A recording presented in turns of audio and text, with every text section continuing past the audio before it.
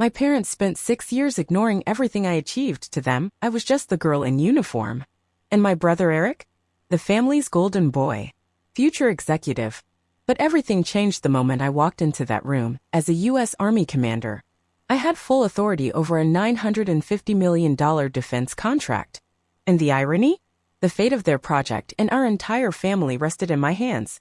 They found out right there in that meeting, the very moment it was already too late. My name's Rachel Morgan and I'm 31. As I drove back toward the house I grew up in, my hands kept slipping on the steering wheel. They were that sweaty. It had been 6 years since I last stepped foot there, and now I was returning with a commander's insignia tucked away in my bag.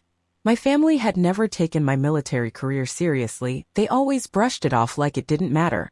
But what they didn't realize was that tomorrow, at my father's big company event, everything was about to shift. I pulled into the driveway, took a long breath, and climbed out of the car. Before I dive deeper into what happened, I'd love to know, where are you tuning in from? Drop your city in the comments and don't forget to like and subscribe. And if you've ever felt underestimated by your own family, this story might just feel like the closure you didn't know you needed. The moment I walked through the door of that old house, it felt like time hadn't moved at all. The same sun-bleached family photos still lined the hallway. The living room was filled with the same aging furniture. And that familiar sense of quiet judgment? Still hanging in the air. My small-town Oregon upbringing had been kept perfectly intact, right down to the floral curtains my mom, Laura, always refused to replace. "Rachel, you made it," she called out from the kitchen, not bothering to come greet me.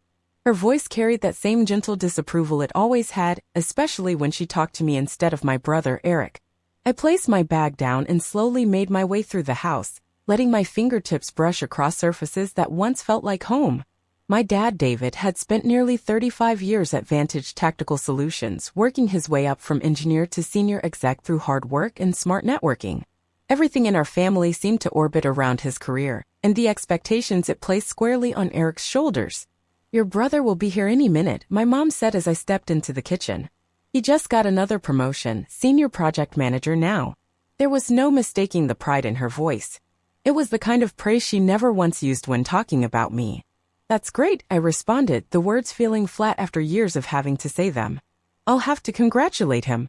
She kept chatting as she prepared dinner, going on about Eric and his wife Julia, their new home, their latest wins, everything that made them the golden couple in her eyes.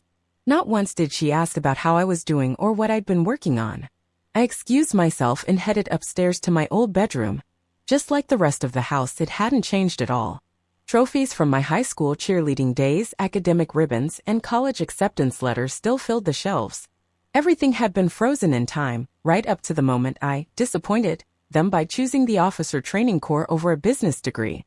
But what you wouldn't find anywhere in that room were signs of my military life. No framed photo from my commissioning, no display of my earned ranks, no clippings from local news about my deployments or promotions. In their minds, the day I chose service over corporate life was the day I wasted my potential. I sat down on the edge of my old bed, smoothing out the same quilt that had been there since I was a teenager. And I couldn't help but remember the night I told them about my officer training corps scholarship. My dad looked at me with such disappointment, I almost backed out of it. "The military is for people who don't have options," Rachel, he'd said. "You're better than that." Even back then it was clear they were grooming Eric to follow in Dad's footsteps at Vantage. And my brother leaned into it completely, thriving on the favoritism and never missing a chance to remind me that he was always positioned as the one destined for success. I opened my suitcase and gently pulled out the travel case holding my dress uniform. Tomorrow, Vantage Tactical Solutions would be hosting its annual strategy summit, and my dad had mentioned that their CEO, Monica Reed, would be visiting. What none of them knew was that I'd recently been named the military liaison for a $950 million defense partnership between the Army and Vantage.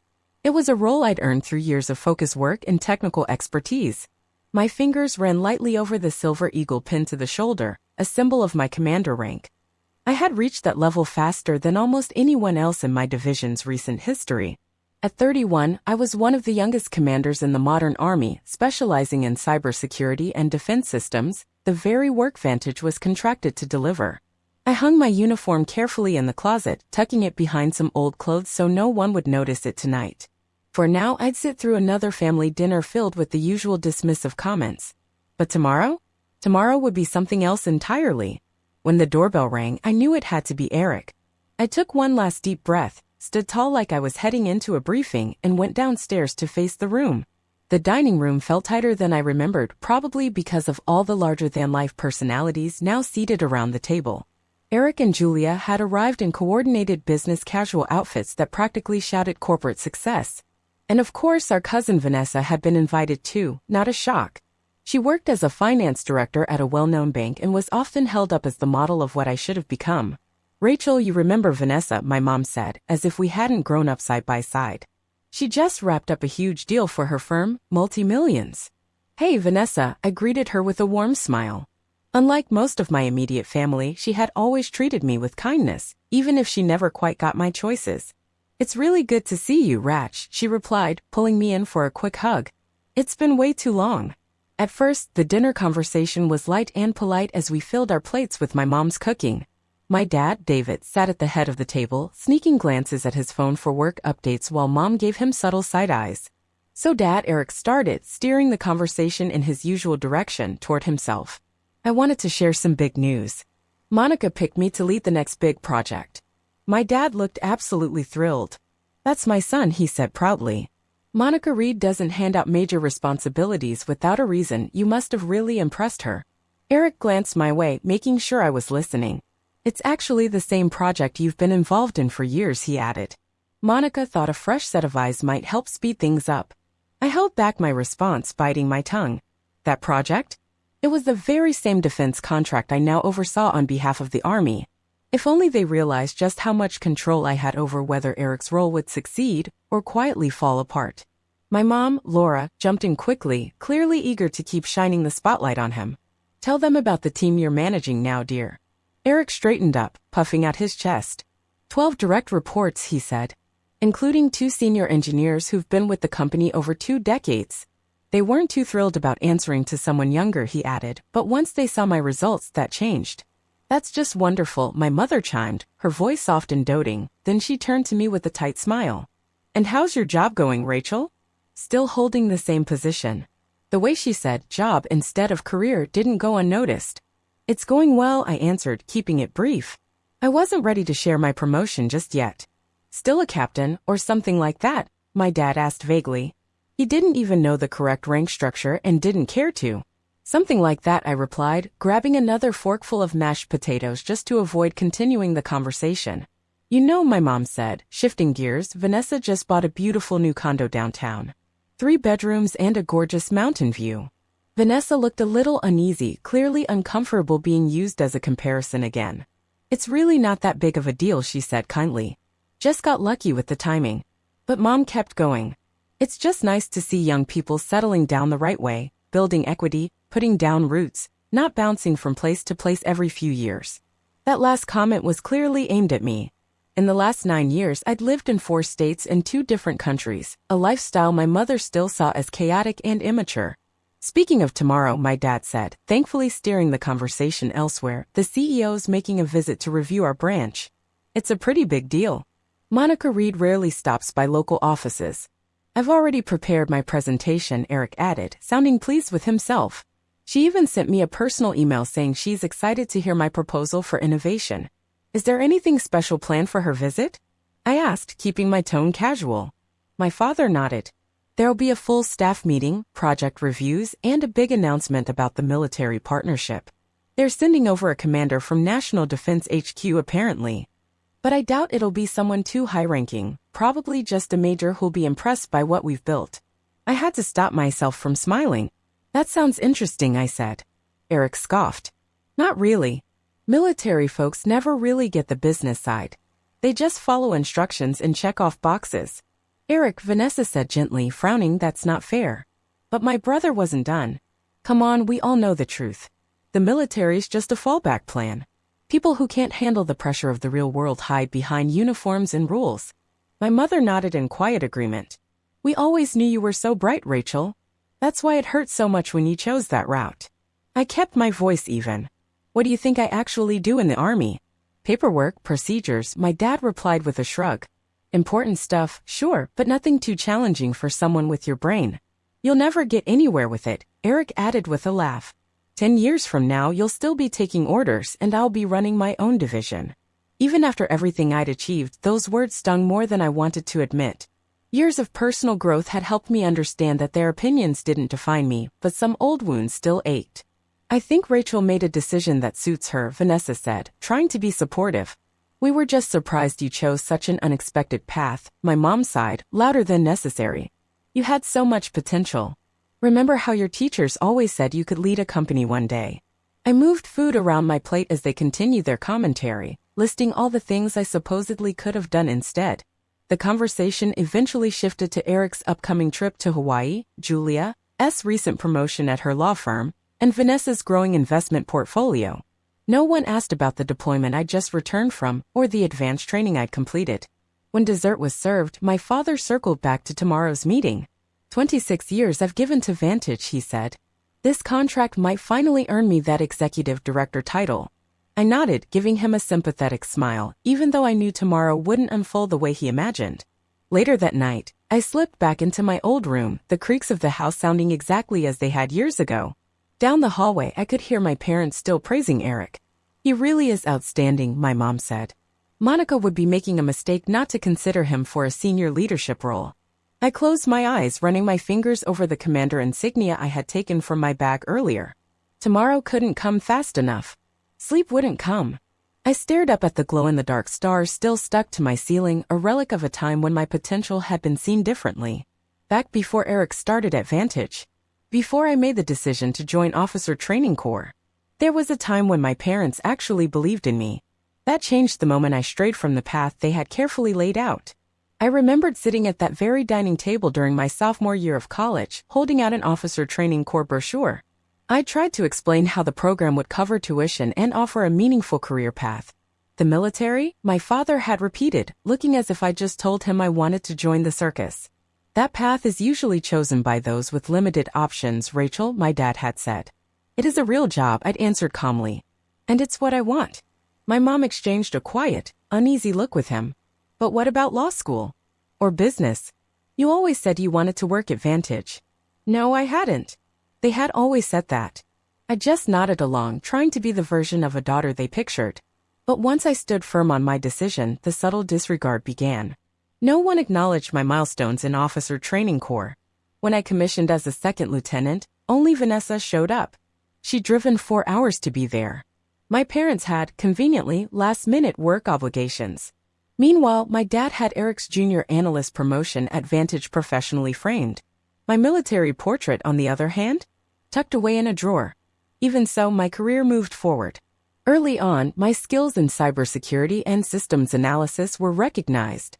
By the time I was 24, I'd made captain and had joined a specialized team focused on building defense protocols to counter emerging cyber threats. At 27, I earned a promotion to major after leading a team that uncovered and dismantled a complex digital intrusion targeting military systems.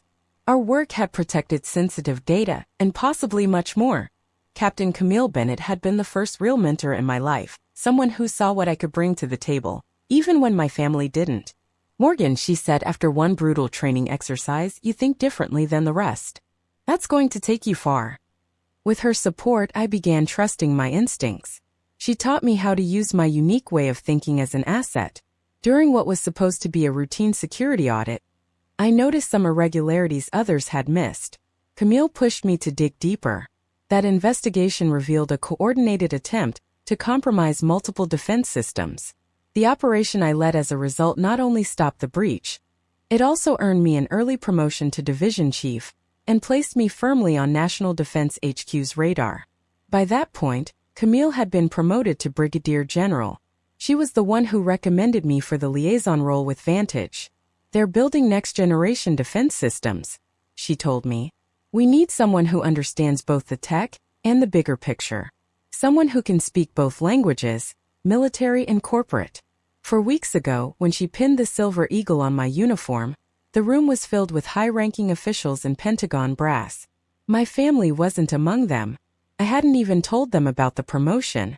Years of being overlooked had taught me to stop chasing their validation. Commander Morgan, Camille had said after the ceremony, I hope you understand how big this is. Youngest commander in Strategic Cyber Division's history. I did understand. But tomorrow would be the first time my family truly saw what I had built. The Vantage contract was enormous. $950 million to design advanced cybersecurity systems for military use. As the liaison, I had the final say on every major decision, from the technical framework to how the budget was allocated. In every sense of the word, I would be overseeing the very project my father and brother were working on. The irony wasn't lost on me. After years of dismissing my work, they'd now have to answer to it. I got up from bed and carefully removed my uniform from the travel case. Even in the dim light, the midnight blue fabric looked pristine, the brass buttons gleaming. I ran my fingers over each row of ribbons and medals. Every single one represented missions, milestones, and sacrifices my family had never bothered to learn about.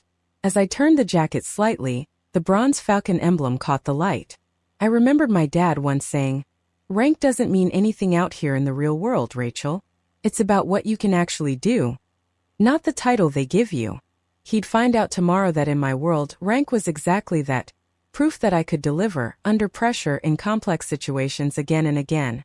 I went over every inch of my uniform, checking for anything out of place, loose threads, smudges, wrinkles. The familiar routine helped ground me in a place where I usually felt emotionally off balance. By the time the first light of day peeked through the window, the sting from last night's dinner had dulled. The uniform was ready, hanging neatly nearby. My hair was pinned back exactly to regulation, and my focus was locked in. Today, Commander Rachel Morgan would report for duty. Not the daughter they labeled a disappointment, but the professional they never saw coming. I dressed quickly, each button fastened with practiced precision. The reflection in the mirror stared back with calm authority. Gone was the young woman who once longed for approval. As I attached the commander insignia to my collar, I reminded myself, this wasn't about payback. It was simply about being seen for who I truly was. If they couldn't appreciate my success on my terms, that wasn't my burden to carry anymore. I glanced at the time on my wristwatch, one General Camille had given me. It was time. The company event was just an hour away, and I needed to be there early to check in with the security team. Downstairs, I heard my parents and Eric getting ready. They were heading out separately, unaware that I'd be joining them, and completely in the dark about what role I'd be playing. I waited until their cars pulled away, then slipped outside and headed to my own vehicle. The drive to Vantage Tactical Solutions took less than 15 minutes. I used the time to center myself, mentally reviewing key details about the contract I'd be presenting today. This wasn't just about showing my family who I'd become. It was also about making sure a vital national security project received the attention and oversight it deserved. As I pulled into the reserved parking spot labeled Military Liaison, I gave my uniform one final adjustment. The responsibility I carried felt familiar, much more natural than the weight of constantly trying to meet family expectations. It was time to step into the role I'd earned, no matter who happened to be watching. Vantage Tactical Solutions towered ahead, a sleek structure of glass and steel, an emblem of both corporate success and military partnership. Inside, it housed some of the nation's most cutting-edge tech, including the very cybersecurity systems I now had authority over. As expected for a facility involved in high-level work, security was tight at the entrance. I walked up to the guard station, where two officers straightened up the moment they spotted my uniform and rank. "Good morning, Commander," one of them said quickly, clearly recognizing the silver eagle on my shoulder. "May I see your ID?" I handed over both my military identification and project clearance. "Commander Rachel Morgan, Pentagon Liaison for Project Sentinel." The guard's eyes widened slightly as he processed the information. "Yes, ma'am. You're expected in the main conference room. Would you like an escort?" "No need," I replied with a polite smile. I'm familiar with the layout. In truth, I'd already reviewed detailed schematics of the building before arriving. As I stepped through the security checkpoint, I could feel a shift in the energy. It wasn't every day that someone of my rank and my age walked into a regional office like this. Conversations paused as I passed. Some nodded politely, others glanced my way with visible curiosity. The elevator ride up to the executive floor was quiet. When the doors opened, the first face I saw was Eric's. He was standing in the hallway reviewing something on his tablet. He looked up casually, then froze when he fully registered who I was. His eyes widened as they landed on the uniform and the rank on my collar. "Rachel? What are you doing here?" And why are you dressed like that? There was confusion in his voice and maybe even the first flicker of alarm. Good morning, Eric, I replied calmly. I'm here for the project review. Before he could respond, our father appeared from around the corner, deep in conversation with two executives. He stopped mid-sentence when he saw me. His expression shifted rapidly from surprise to confusion to barely masked concern. Rachel? What's going on? Why are you in uniform? He glanced around quickly, clearly worried about how this looked in front of his colleagues. Dad, I said with a respectful nod. I was just heading into the conference room to get ready. The meeting starts in 20 minutes, right? The executives with him were already eyeing my rank closely. One of them, Sandra Lopez from Legal, according to her badge, stepped forward. Commander, it's an honor to have you here, she said. We weren't informed that you'd be attending in person today. My father looked stunned. Commander? Rachel, what's going on? I kept my tone professional, aware that a growing number of people were now watching. I believe Ms. Reed will go over everything during the meeting. If you'll excuse me. As I made my way toward the conference room, I could hear whispers breaking out behind me. Years of training had taught me how to stay composed under pressure. Still, I couldn't help but feel a quiet sense of satisfaction at their surprise. Inside the room, staff members were setting up water pitchers and arranging folders. One young woman nearly dropped a tray when she saw me walk in. Oh, Commander. We didn't know you'd be joining us in person. Would you like anything adjusted?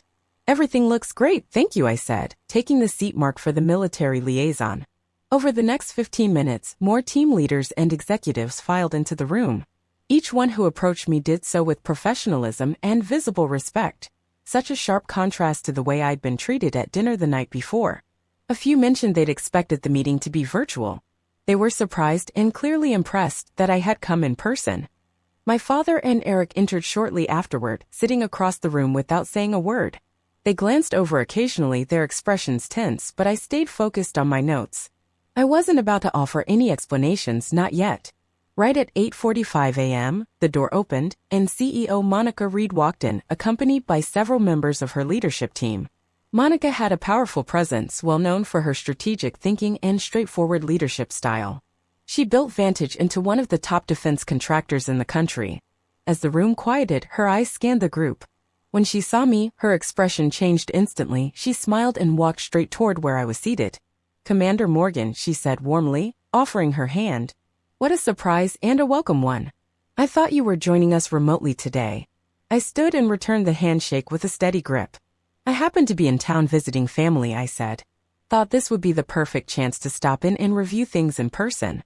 Smart move, she said with a nod. Your presence will definitely help keep today's discussion focused and productive. She turned to address the rest of the group, her voice confident and clear. For anyone who hasn't yet had the pleasure, this is Commander Morgan, our Pentagon liaison for Project Sentinel. She was assigned to supervise the rollout of the updated security protocols, and she had the final say on every technical detail. From across the room, I saw my father's jaw literally drop in shock. Eric looked at me like he was seeing someone completely unfamiliar. Good morning, Commander, Monica said with a respectful nod. I'm looking forward to hearing your insights today. The meeting kicked off with progress updates from different team leads. Each speaker directed their comments toward both Monica and me, clearly recognizing my role as the lead on military-related matters. Whenever someone brought up a technical issue involving integration with current defense systems, all attention shifted to me. I gave thorough explanations and issued clear guidance, drawing on years of specialized training and field experience. With every answer I gave, I caught my father and brother exchanging shocked glances as if their entire worldview was being dismantled piece by piece. When it was finally Eric's turn to present, his usual confidence seemed to vanish. As the team lead for user interface integration, he began. I've put together a more streamlined approach to. He stumbled slightly when our eyes met. Please continue, Mr. Morgan, I said in a professional tone, treating him as I would any other team member, not as the brother who had brushed off my career path. As a temporary detour less than a day ago, Eric struggled through the rest of his update, clearly rattled by my presence and authority. When he wrapped up, I followed up with several detailed technical questions that pointed out weaknesses in his planning. Not to undermine him, but because the project required precision. These are key issues that must be addressed before we can move forward with this stage, I said in conclusion. Please submit updated specifications by the end of the week. My father watched the whole interaction with a stunned expression. witnessing his son being held accountable by the daughter he had dismissed for years as someone wasting her potential. As the meeting continued, it became more and more evident to everyone in the room that my expertise and authority were both genuine and well-earned. For the first time, my family was seeing what my colleagues and senior leadership in the military had recognized long ago. By the time Monica officially ended the meeting nearly 3 hours later, the balance of power had shifted completely. Commander Morgan will be staying on site through tomorrow to conduct additional security evaluations, she announced. I expect everyone to provide her with full access in any information she requests. This project is essential to both national security and Vantage's success. As the room began to clear out, Monica made her way over to me. Commander, I must say, your reputation is well deserved. General Bennett always spoke highly of you, but watching you today confirmed it firsthand. From the side of my vision, I noticed my father lingering nearby, clearly wanting to talk but unsure of how to begin.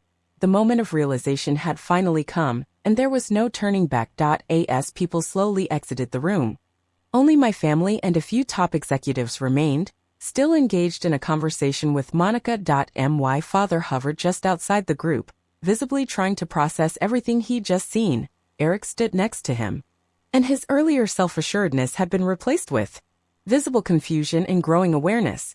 Monica motioned for me to come over, unaware of the personal dynamics unfolding. Commander Morgan, let me properly introduce you to our senior leadership. You may recognize some names from the reports, but it's always good to meet in person. I gave a nod and joined the group with a professional demeanor. She rested a hand lightly on my shoulder, a subtle but clear gesture of mutual respect, something that would never happen between a CEO and a junior-level staffer. Everyone. This is Commander Rachel Morgan, National Defense HQ's primary liaison on Project Sentinel, Monica said. She's been instrumental in building the security framework that underpins our entire system. Marcus Hill, the Senior Executive Director of Engineering, stepped forward and extended his hand. Commander, your reputation precedes you. That paper you wrote on adaptive countermeasures for quantum computing threats was groundbreaking. We've already put several of your strategies into use. Thank you, Mr. Bailey. It's encouraging to see theory translated into practical applications, I replied, very aware that my father and brother were watching every moment in disbelief. Monica continued with introductions until she reached my father, and of course, this is David Morgan, our Regional Operations Director. He's been a vital part of Vantage for nearly 30 years. An uneasy silence fell as people realized the shared last name. Monica glanced between us, the connection slowly dawning on her. Morgan, are you two related? Before I could answer diplomatically, my father stepped in. She's my daughter, he said, his voice laced with both confusion and something else, a tone I'd never heard from him before. Was that respect? Your daughter? Monica looked genuinely surprised. David, you never said your daughter was Commander Morgan, the one leading our most critical military contract.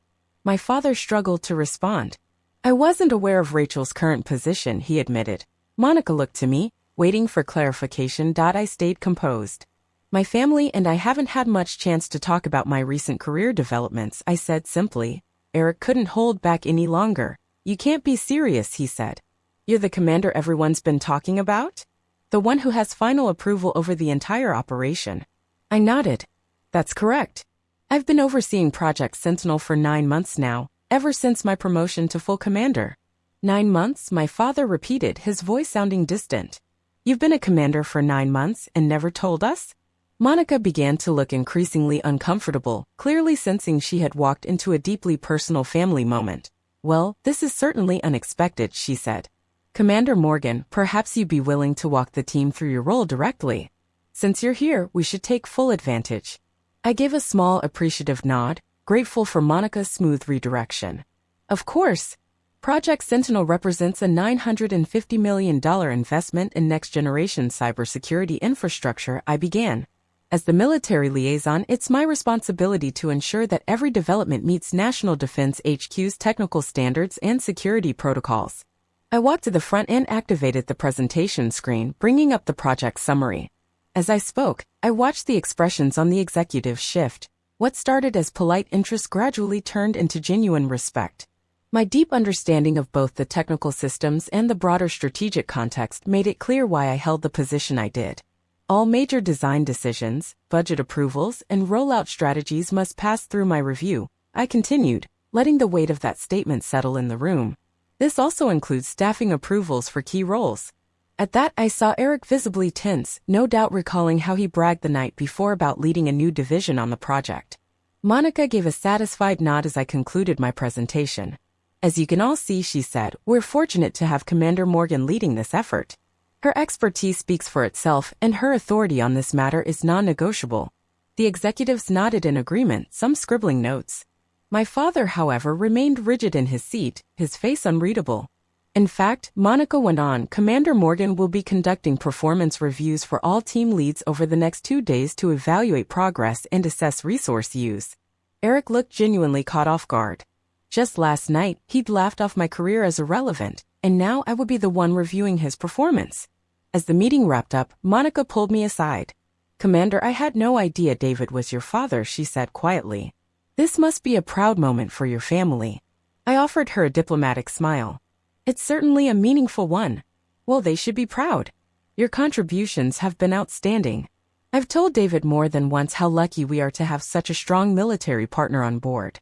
My father had approached by then and overheard the last part. His expression had softened, not fully, but there was confusion there, and something else, maybe the beginnings of regret. Rachel, he started, struggling with how to even address me now. We need to talk. Of course, I replied with professional calm. I have a short meeting with the security team, but I can meet you in your office at 11. He gave a small nod, clearly thrown off by the fact that he was now taking scheduling cues from me. As the remaining executives exited, I heard their hushed conversations behind me. Did you know David's daughter was Commander Morgan? One asked in disbelief. No wonder she advanced so quickly with connections like that. Another voice followed, lower but clear. Actually, I heard she made it on her own. Refused to use any family leverage.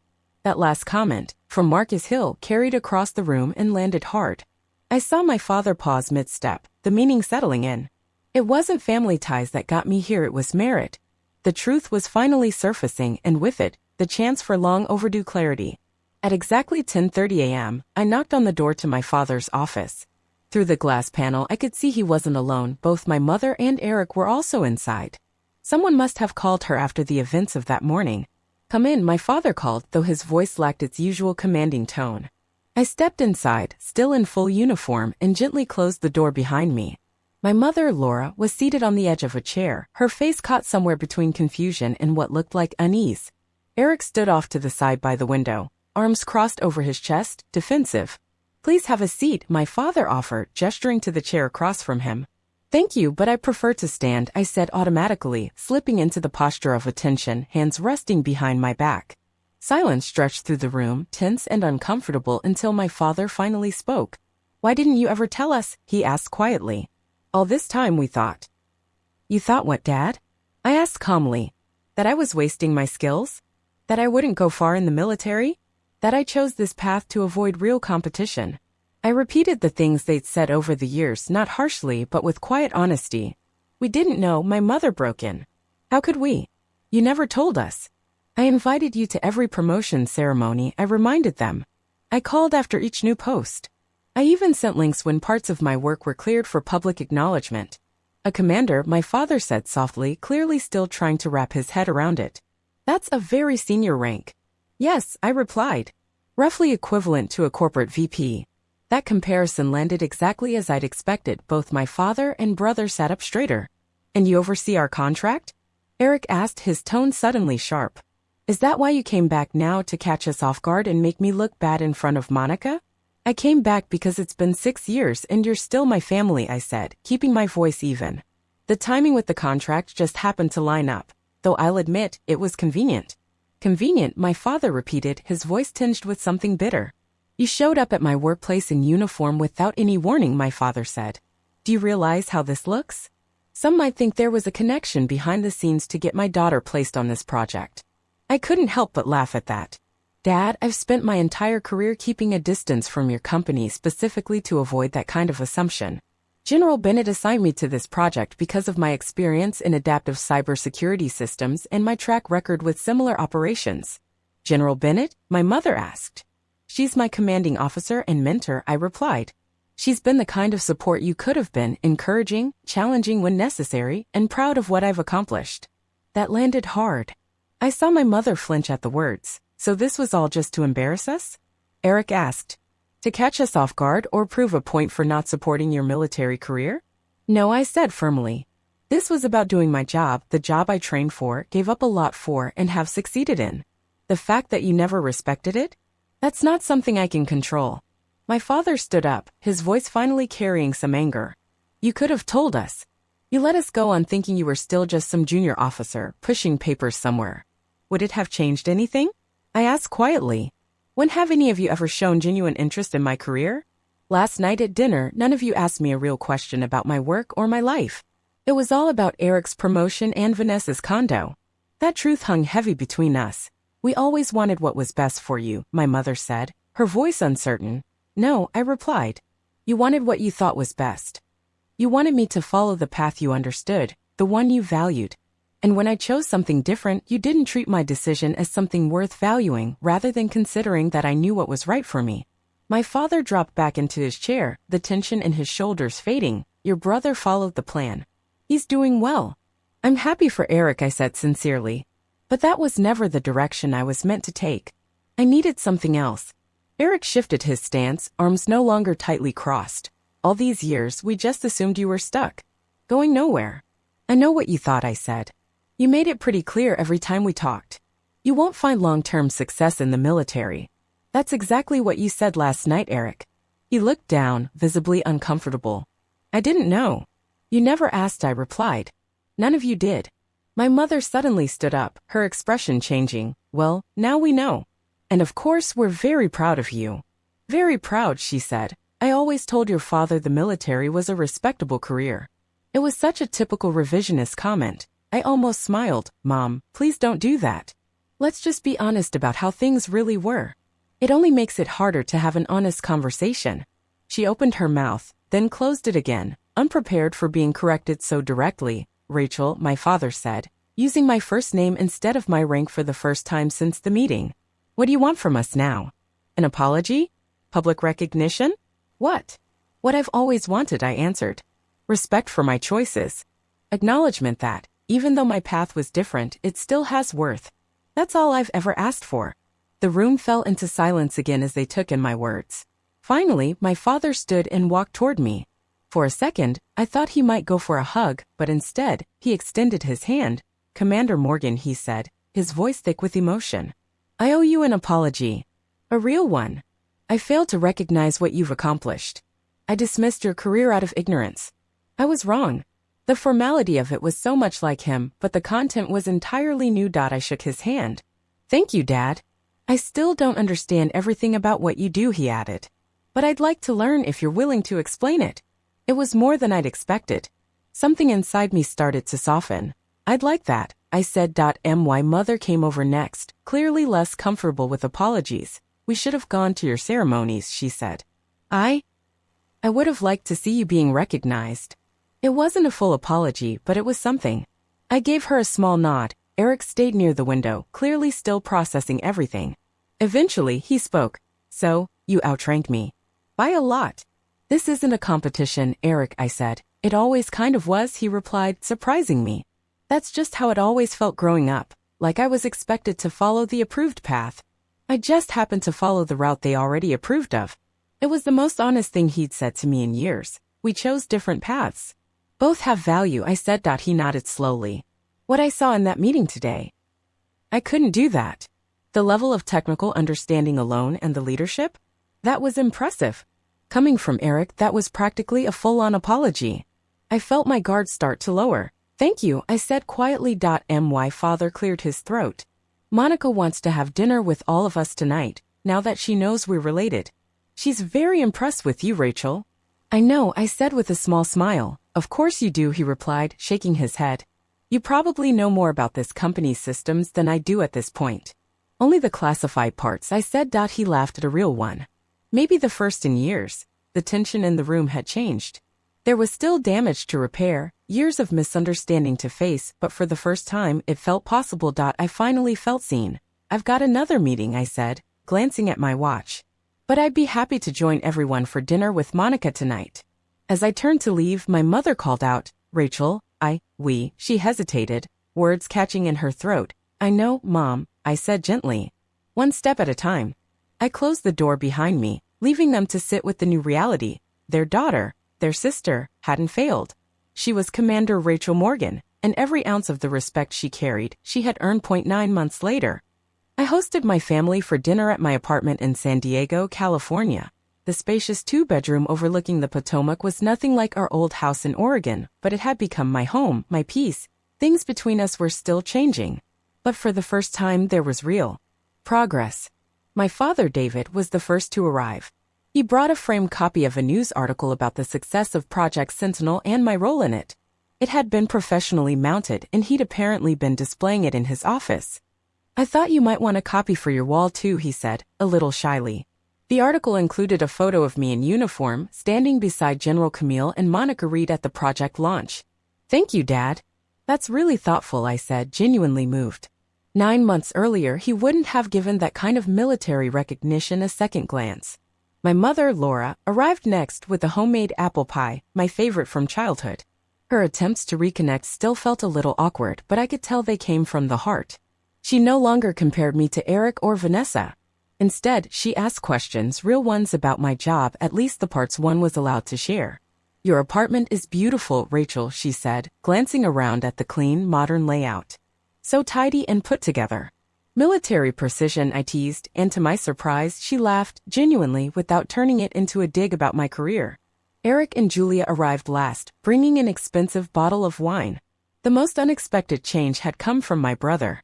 Once the shock wore off, he started taking a real interest in what I did, asking questions, listening. So he began as we settled into the living room before dinner. I actually implemented those protocols you suggested last month.